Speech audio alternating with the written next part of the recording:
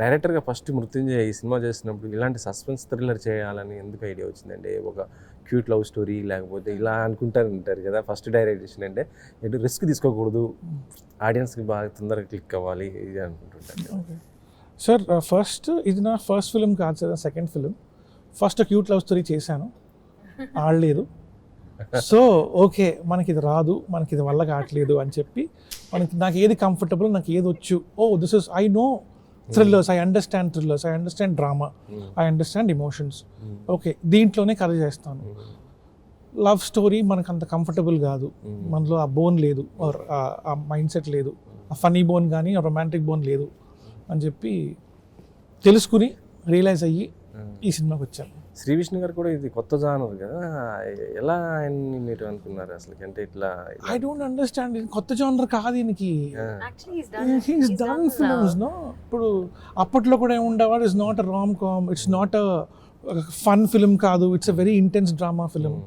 తిప్పరామీసం is not that kind of film, and అందులో చాలా ఇంటెన్స్గా ఉంటారు ఆయన. And lot of his films అంటే లాస్ట్ 4-5 ఫిల్మ్స్ ఆయన కొన్ని కామిక్ ఆడేసేటప్పటికి ఇవన్నీ మొన్న వచ్చిన స్వాగ్ అండి. మొన్న స్వాగ్లో I think he's done a brilliant performance, amazing performance. Second హాఫ్లో ఆ విభూది క్యారెక్టర్ కానీ లేకపోతే వాళ్ళ ఫాదర్ క్యారెక్టర్ చేస్తారు, ఆ పోలీస్ ఆఫీసర్ క్యారెక్టర్, నాకు టక్కని పేరు గుర్తు రావట్లేదు. But those characters I think phenomenal performance అందులో ఆయన.